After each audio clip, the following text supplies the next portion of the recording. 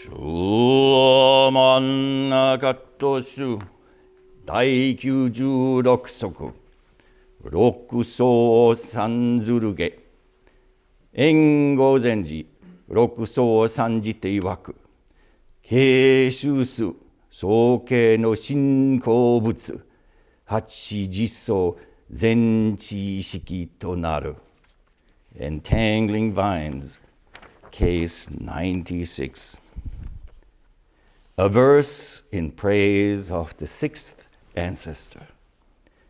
Engo Kokugon said in praise of the 6th Ancestor, I prostrate myself before the true old Buddha of Soke.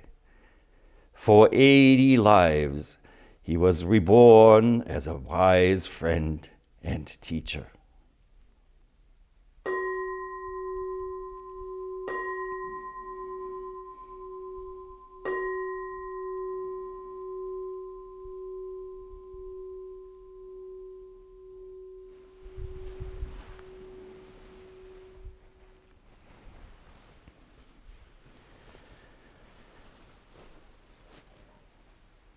On this one day of Rohatsu, it is probably still dark. Now, somewhere in the early morning we are, on this long day of Siddhartha sitting below that tree. I hope you had a chance to look at the painting, the ink painting that is hung next to the entrance of the Zendo on the right-hand side by Nikkyu Maxima, showing Siddhartha sitting there. If you haven't, make sure to take a look and to connect with that space between the meditating human being and all the various assailants. You might feel like that in these days here, sitting and being assailed by. The list is very long. Everybody has their own personal a la carte menu where you pick first an appetizer and then the main course, and dessert never comes. And so we sit and we listen to the exhortations we were given by Hakuin Ekaku Zenji on the first night. Sitting down on a cushion, a thick cushion. And really, really important, the sitting down to be able to sit comfortably and not wound up. Hakuin even says, loosen your belt, loosen your robe, and make sure you have this firm seat. And we might have expected a very kind of deep instruction, but all we get is a very, very fundamental pointer to what we should be doing. Breathe. Breathe and count. Breathe and count. Among the many ways of entering samadhi, breath counting, susokan, is, now of course Hakuin has to say, is the best. I believe it for him. Yeah, we have to try it out if it is the best for us. But it's certainly a proven way to enter samadhi.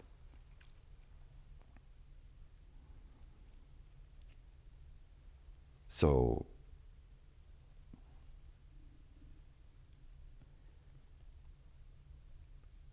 this fundamental instruction is so important. So I repeated myself, not only to myself, but also to some of you who visit me in the Doksan room.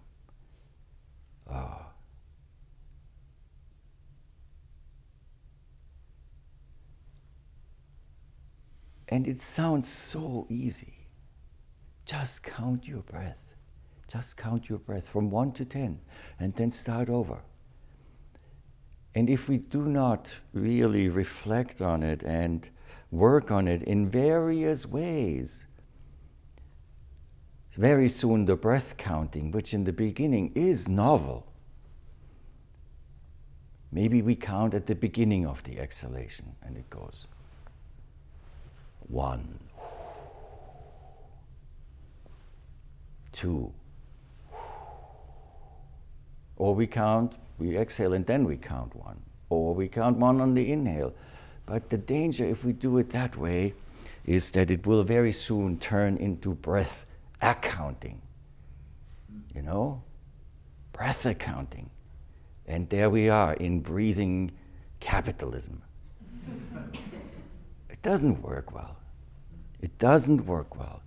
And so we have to keep in mind that breath counting is not about counting breaths, but to make every breath count. Which is very different, very different. So one of the ways to do it is to just imagine the counting as the chant of your exhalation. Just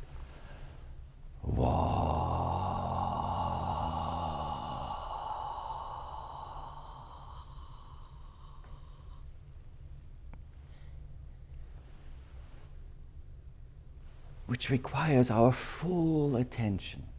Our full attention, like walking, as I say often, on the sharp edge of the sword. Every step. I'm hungry. Already the sword has cut us.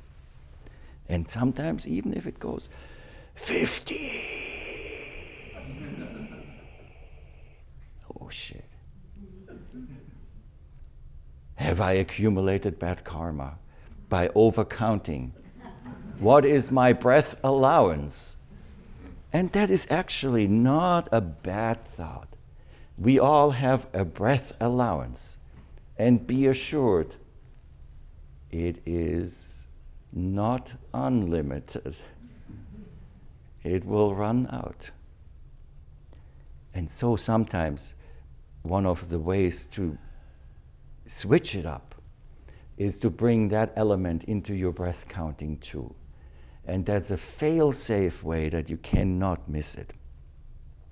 Start with 10 and count down to your last breath. If you miss that and get lost on that way, come see me. It's nice to think that way because 9.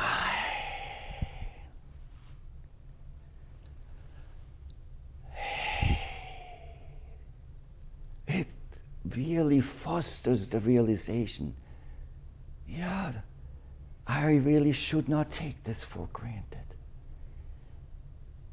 It's not just another breath, it's one out of that allowance.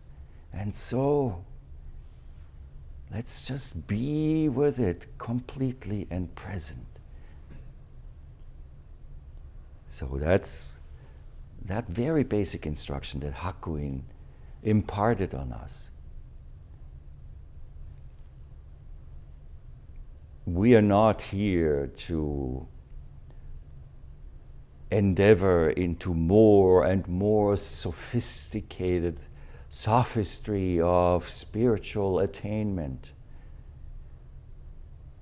We are here to strip all that sophistry away and to return fully to the unencumbered fundamental functioning of our heart minds. There's nothing tricky here. Nothing. The only tricks that we play We come up ourselves. And really, who laughs at their own jokes? But we listen to our own stories over and over again. And watch the stream go on like reruns of a really crappy TV show. So, but it is just the morning of this long one day. And by looking again at this painting by Father Maxima, we see that the Buddha was not free from it. There are the temptations at the bottom. Come here. There's somebody swinging, ready to swing an axe. Demons, all of that belongs into the fullness of this experience of coming to a resolution of the apparent contradiction.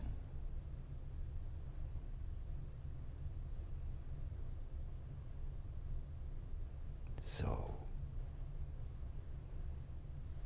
but today we have a koan to attend to, and this is case 96 of the Shumon Katoshu, of this Entangling Vines collection.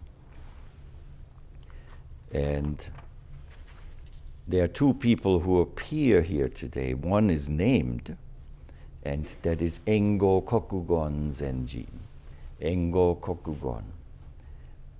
You might remember the name from the Blue Cliff record because he compiled the 100 ancient cases of Seicho Juken into this work that is used for koan practice in the Rinzai tradition, in also probably in Obaku, and some of those koans also appear in many other collections.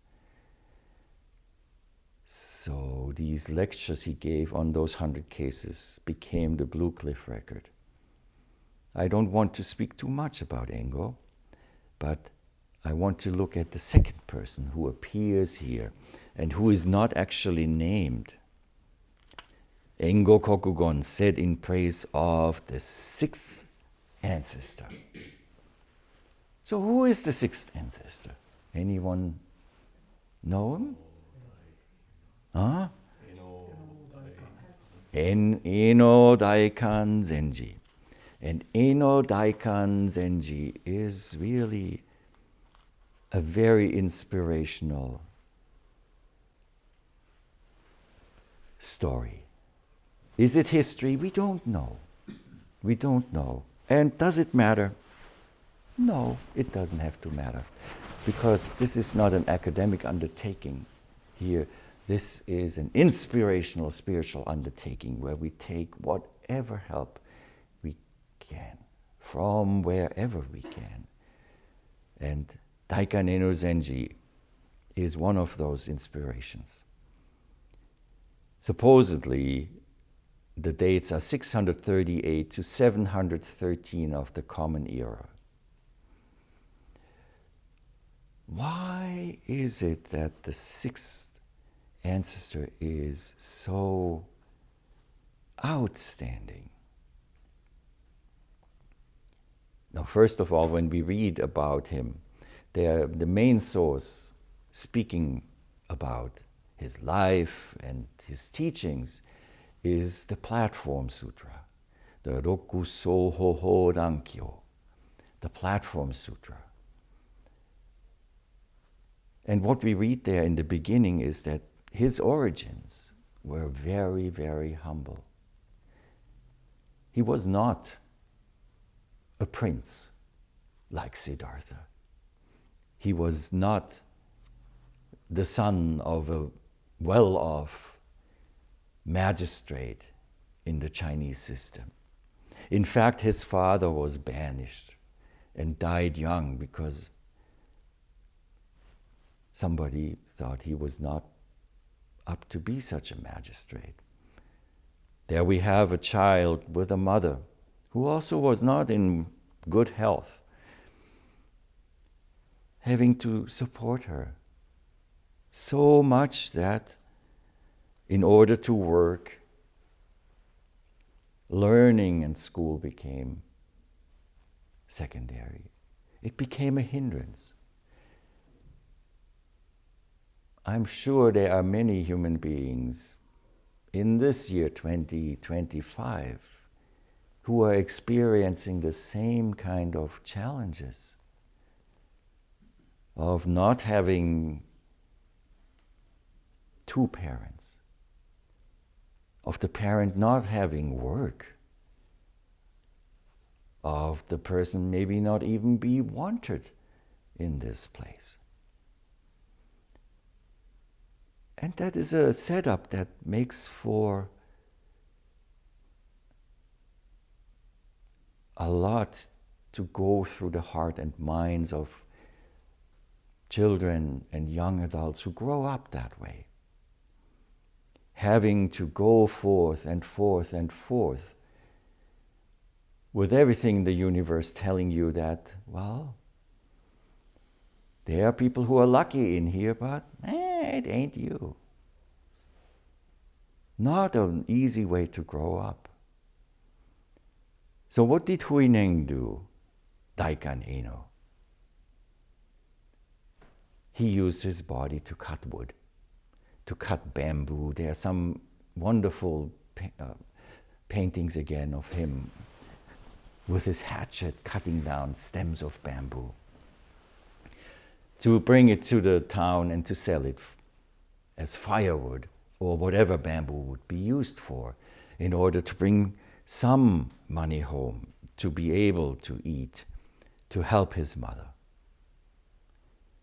So poor, uneducated, illiterate, from a place in China that was looked down upon from the educated north. Sounds familiar, huh? And this illiterate youth had this awakening by meeting the Diamond Sutra. The very sutra we started to hear this morning through our embodied manifestations of the World-Honored One and Subhuti. And then through all our voices together of a long tapeworm of syllables that is accompanied by a fish instrument. Taking up the stream of our being able to do it 100%, that there's no room to think. Oh, I did well. Already lost. This Diamond Sutra was what he encountered. Not by reading it, because he couldn't read. He couldn't write. But by hearing it. By hearing it. As he was walking into town, there was a northern monk who came through and recited the Diamond Sutra. And tomorrow in chapter 10, which we will hear tomorrow in the English between the World-Honored One and Subhuti, there is this one passage specifically that he heard. In Japanese, we know the pronunciation is Omu Shoju Nisho Goshin. And we usually translate it as something like, one should cultivate a mind that does not dwell on anything.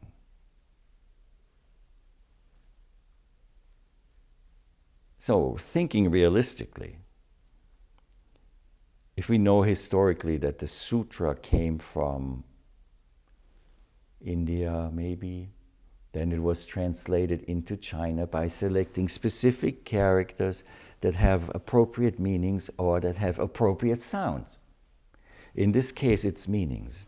The characters actually mean something that relates to what it is saying. But not being able to read and just hearing them sounded out.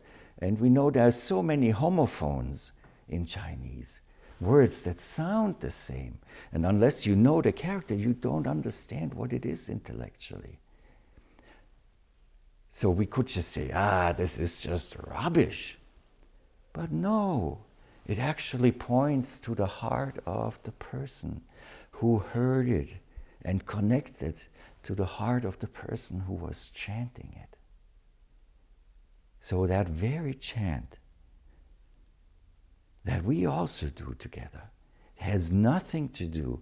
So you might as well think, I see these Latin script here, Omu Shoju Nisho Goshin. I have no idea what it means. But if we bring that same openness of our hearts and minds to this recitation, our intuition, our being there, fully connects with the Diamond Sutra. And the very functioning becomes obvious when in our chanting, suddenly when we start thinking. It shows us exactly what's being taught about here.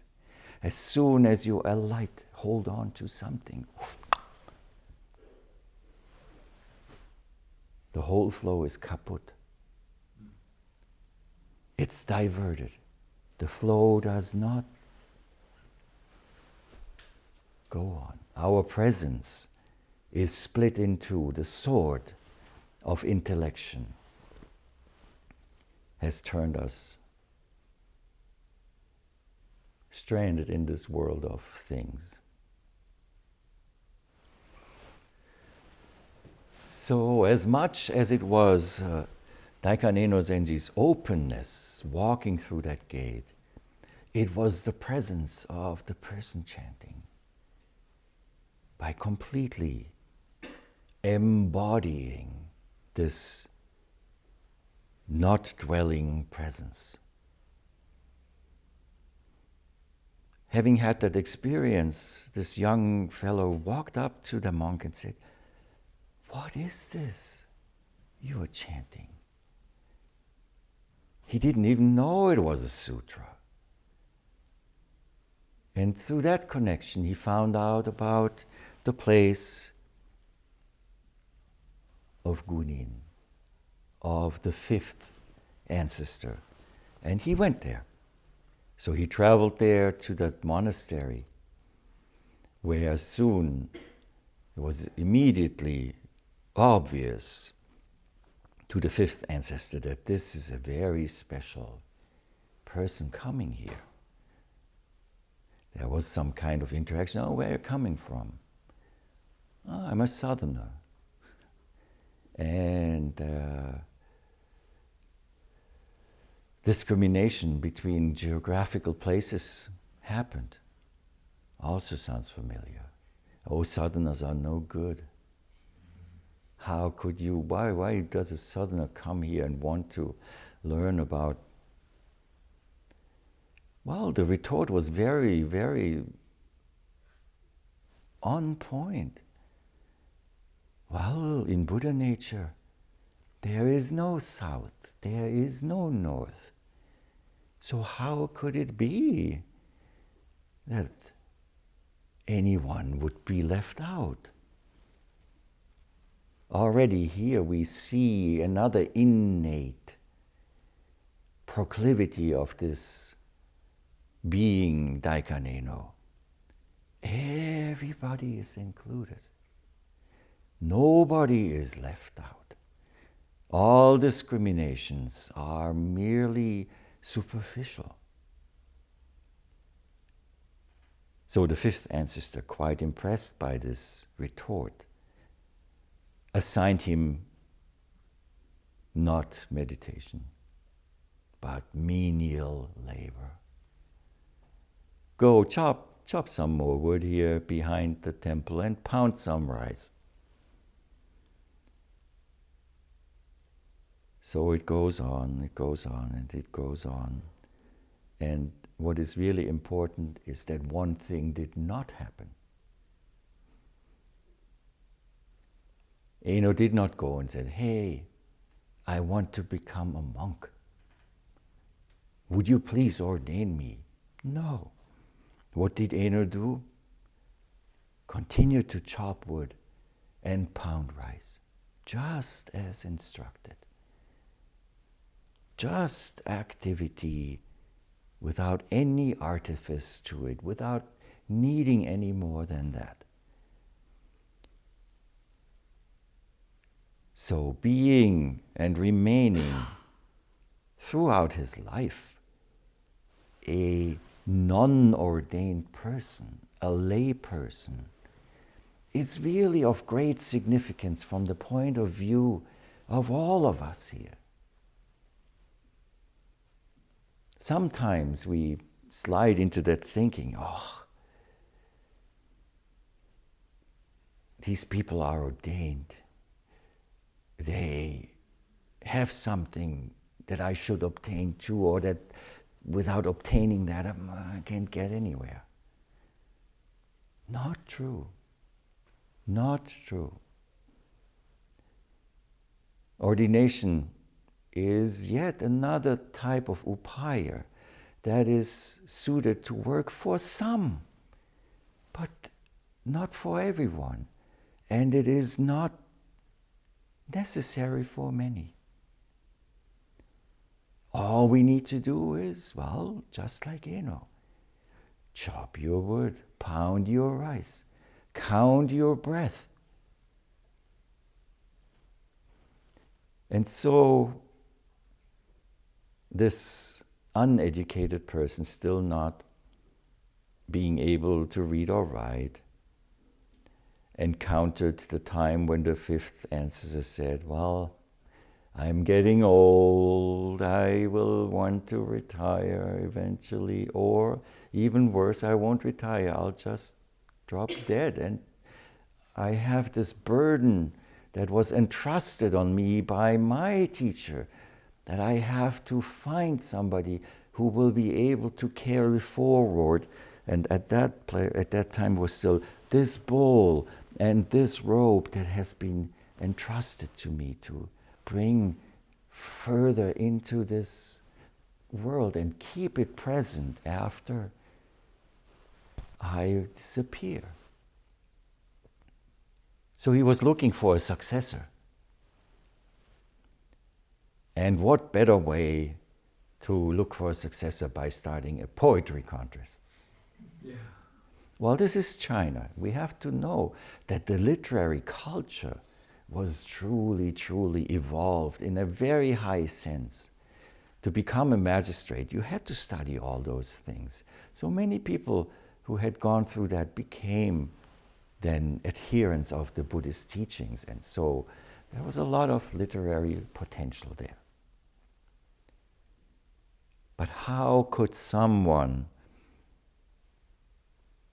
who has not ever learned anything about rhyme schemes, about which character use appropriately in a specific structure, how could such a person come up with a poem that would be worth anything? And the answer is fairly easy. If it springs up from the fundamental activity of the deep connection and understanding of how this heart-mind works and this world, then there is no hindrance by not being able to read and write. So the first person who came up with a poem was the senior monk, the head monk. The poem, many of you have heard it before, goes like this. The body is the Bodhi tree. The mind a bright mirror stand. Constantly polish it with care. Let no dust ever land.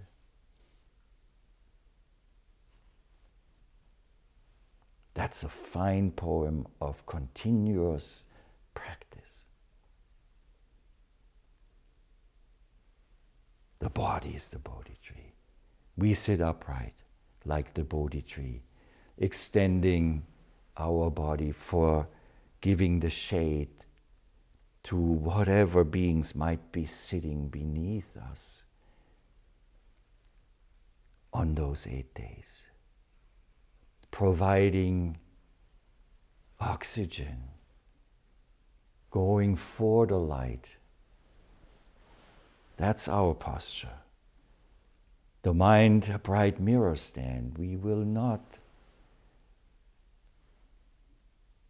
do anything but completely reflect all that is as it is, without editorializing, without judging, without editing. And we continue to polish it because sometimes, while that reflection goes on, we have to sneeze and something comes on there. So we polish it. Let no dust ever land. A wonderful poem of somebody who is a devoted practitioner. But Daikan Eno saw that poem and his response to it, which he could not write down, which he had to ask one of the monks to write for him in characters, is the following. Bodhi originally has no tree, nor is the mind a mirror bright. Originally, there is not even a single thing. Where could any dust gather? Honrai mu ichimotsu. Originally, there is not a single thing.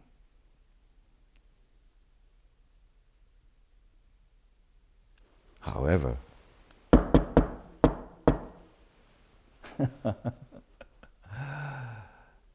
the Diamond Sutra will teach us what that actually means. And if you go to Doksan with Chigan Roshi or someone else, and you say there is not a single thing, you might get your nose twisted. Like Hakuin. So, in this koan, this verse in adoration, in gratitude of this Daikan Eno Zenji says, I prostrate myself before the true old Buddha of Soke. Soke is just a place. That is the place where Daikan Eno ended up teaching. Soke, the old Buddha of Soke. Sokeji. Now the interesting thing is, in Korean, Soke is Chogye, like the name of the Rinzai school in Korea. One of the Rinzai branches is the Chogye order in Korea, exactly the same characters. So what did he teach, this 6th ancestor? There are a couple of core teachings that come out of this Hohodankyo, the Platform Sutra. One is the thing about sudden enlightenment. Awakening is not achieved through gradual stages, it says, but is the immediate recognition of one's already present inherent Buddha nature. It doesn't mean fireworks. It doesn't mean mind-blowing, suddenly, boom! That is just yet another idea we might have. What it tells us is, you can't be gradually awake. Wake up! Completely.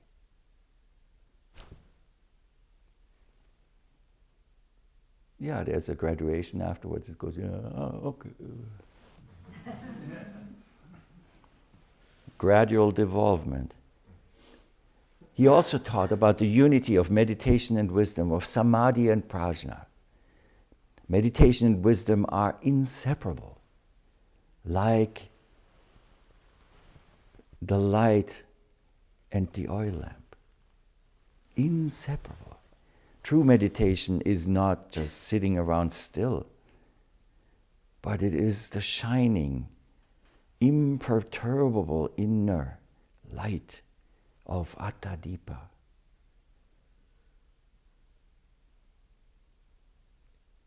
And most importantly, the absence of erroneous concepts, views, thoughts, and all kinds of other hindrances.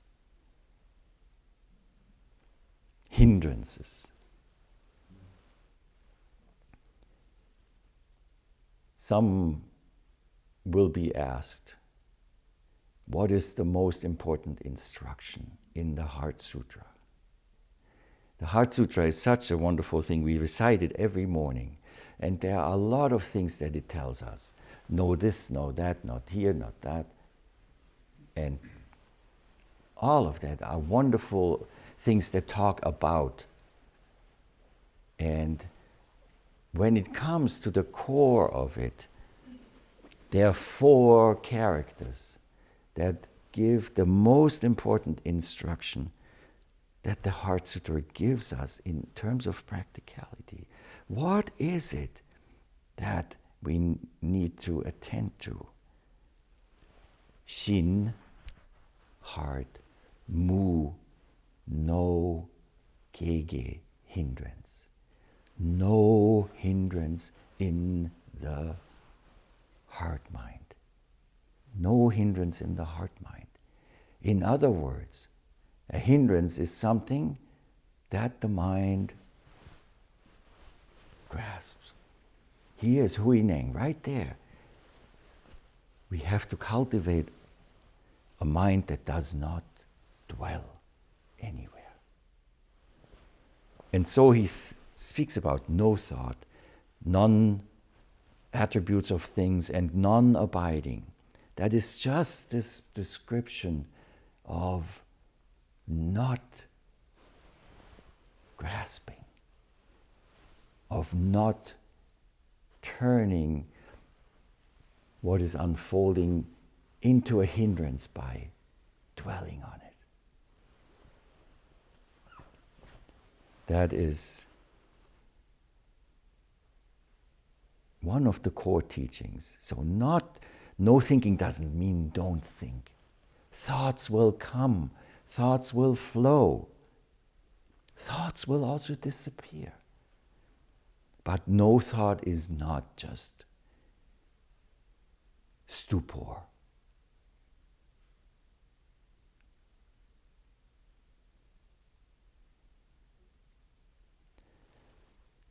Stupor, is just a complete. It can be achieved in very different ways, There's some ways to I don't have to elaborate. Some of us know. And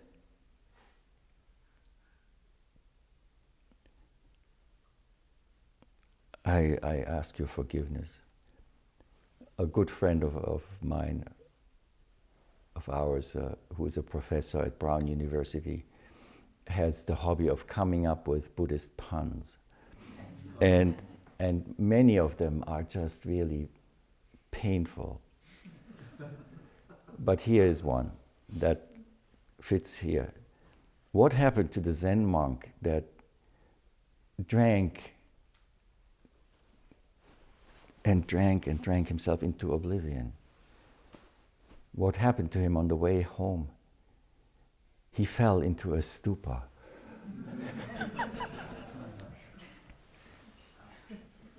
Ouch. Thank you, Kendo. So, that's not what no thought is. It's just not attaching to thoughts, concepts, external objects. Just the free flow through experience without dwelling, not even experience. The free flow in concord with the way, as we heard yesterday. And that's what Engokoku-gon says here. He bows in front of him, this old Buddha of Soke. And now comes the real meat of the matter. For 80 lives he was reborn as a wise friend and teacher.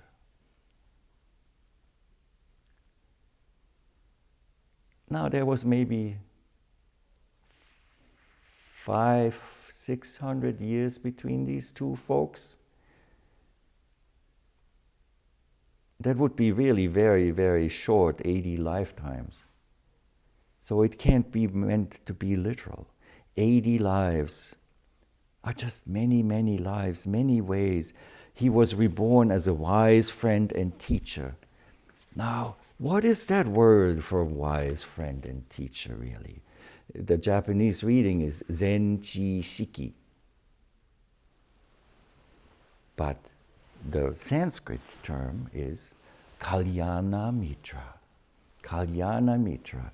And if you remember, I might have used that word in the opening remarks because it's a really, really important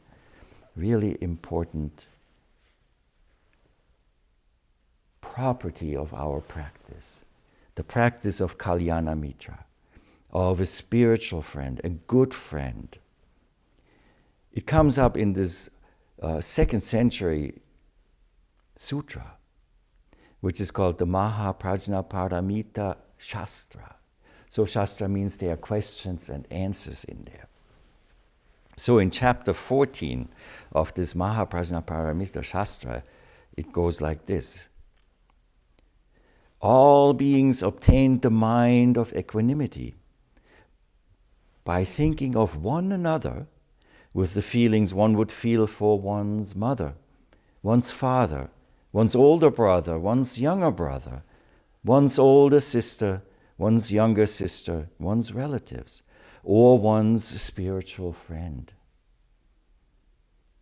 They practiced the 10 wholesome ways of acting, pure, they were without faults, and were full of bliss like that experienced by an ordained person in the 3rd jhana. They approved of wisdom, keeping the precepts, mastery of the self, and non-violence towards beings. That's the first time we hear about Kalyana Mitra. So since this is a Shastra, here comes the question. These beings had not renounced desire. They were not ordained, were not concentrated, and did not possess the 4 limitless ones. How could they attain an evenness of mind? Which is the same question. How could a non-ordained person come to this evenness of mind? And the answer is here. This evenness, samatha, is not that of concentration.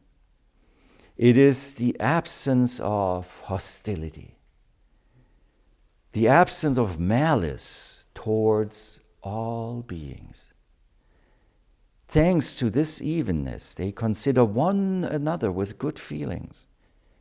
Concerning this mind of evenness, it is said in a sutra, what is evenness? Sammacitta. It is to consider one another with the feelings one feels for one's father or mother or relative. The absence of hostility and malice towards all beings. That includes ourselves. So in our practice here, no fighting. Don't fight with yourself. As I say, when you fight with yourself, guess who will lose? It's fairly obvious. Absence of hostility and malice towards all being. This evenness of fully accepting all our fellow beings, sentient and insentient, is that key to this evenness of mind. Renouncing desire, concentrating on this or that teaching, gaining the four limitless ones, or attaining this and this level of jhana. Those are just upaya for those who need it. It's good to have it when it's needed, but it is not a prerequisite to be able to practice and develop the absence of hostility and malice. Now, of course, it goes on. There's always another question. Well, if you consider all beings indiscriminately as your father, mother, elder brother, younger brother, older sister, or younger sister, how can you do that? Indiscriminately. The answer that is given in the Shastra is, no, it is not indiscriminate. They consider older people than them as their parents, large people as their elder brothers, small people as their younger brothers, similar for elder and younger sisters. The power of this evenness makes it possible for everybody with all kinds of distinctions to be considered as a relative and kalyana mitra, good spiritual friend. But, here, this is the scholarly question. Why call father and mother somebody who is neither your father or mother, and so on? Why call somebody who is not a relative a relative? Is that not a falsehood? A lie? And boy, do we know about lies, don't we? The answer. In the course of innumerable generations, all beings have been one's father, one's mother, elder brother, elder sister, younger sister, relative, and kalyana mitra. Only people who are immersed and submerged in the mistake of believing in a separate self-existence thus have these questions of father and mother, elder and younger, and so on. So it is not a lie when by the virtue of wholesome mind, kusala citta, we consider one another with the feelings we would feel for a father, a mother, a brother, and so on. It's really important. Well, I know nowadays there are quite a number of analysts and psychologists and other mental health workers that have made a fortune by attending to their clients' feelings towards their, mostly mother probably, but also equally probably father too. But that's not what is being talked about here. What is talked about here is that fundamental connection that is especially strong when we have these difficult feelings, because if they were clear and just hostile, there would be no problem. So why am I telling you this? Kalyana Mitra. Kalyana Mitra. We all depend on each other in this practice. And it is a great vow to say, I vow to be anyone's spiritual friend who is willing to walk this way together, so that when I trip, I will be caught. At the same time, I will watch out for everyone else. And if somebody, I will extend myself without reluctance, without fear, without doubt, without hesitation. And you might think, oh, this is such a nice new agey kind of thing to say. Let's just all get along. But it is not.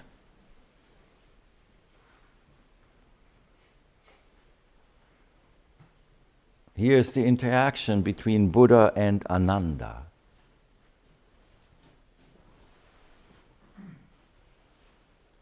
Ananda said to the Buddha, world-honored one, looking over the Sangha, this is half the holy life of following your teachings. Admirable friendship, admirable companionship, admirable camaraderie. The Buddha corrected Ananda and said, Ananda, listen carefully. Admirable friendship is actually the entire holy life, because it's the only way to guide us to follow these teachings and to investigate our nature to its fundamental truth. Another example is Mahaprajapati, Patajara, Kisagotami, the women around the Buddha. They formed a cradle of friendship because misogyny is age-old and very difficult to overcome. Like any other kind of hostility and malice. So Mahaprajapati, Patajara, and Kisagotami, in that cradle of friendship, were Kalyana Mitras, spiritual friends to each other, helping each other to walk this very difficult path. We could say anyone who shakes us out of our complacency, who guides us to a more compassionate, more open, more benevolent way of living, is a Kalyana Mitra. So by sitting here strongly, with determination, with natural ease, let us be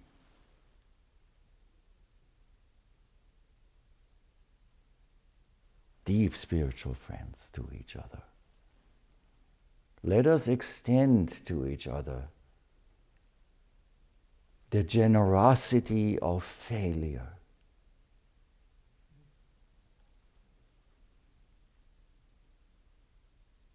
Let's not get annoyed with each other.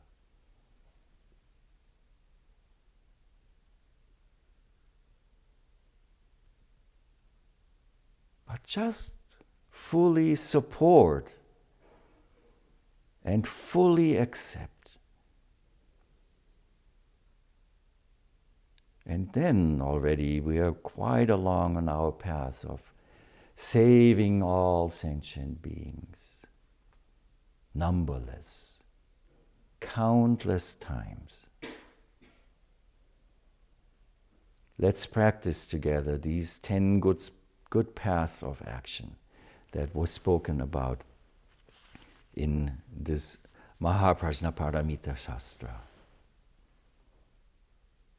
There are three important, we don't hear very much about this in this Mahayana tradition, in the Zen tradition. We just had Jukai and these never come up, but it's another interesting and important way to be able to look at what we can do to actually be not only aspirational Kalyana Mitras, but also effective and actualized spiritual friends. The first group is the path of bodily action. There are 3 in this path. Abstaining from murder, theft, and wrongful sexual relationships. That's the first one. The second group is the path of vocal action. There are 3 here also. No, 4 actually. Abstaining from falsehood, speaking falsehoods, slander, harmful speech, and thoughtless speech. If it is voiced out, your thoughts, that's your voice too. And the third group, the paths of mental action, again 3.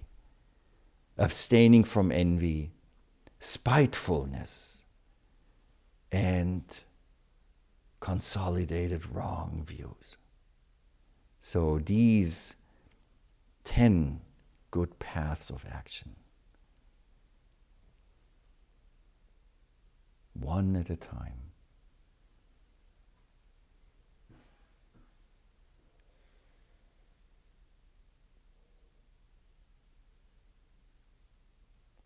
My first Zen teacher, Chigan Roshi Osho, he started every Dharma talk he gave with the same words. Even when he started to give Teisho, it was always the same words. And they were heartfelt. And they were Liebe Freunde, dear friends. And so I say to close this talk, dear friends,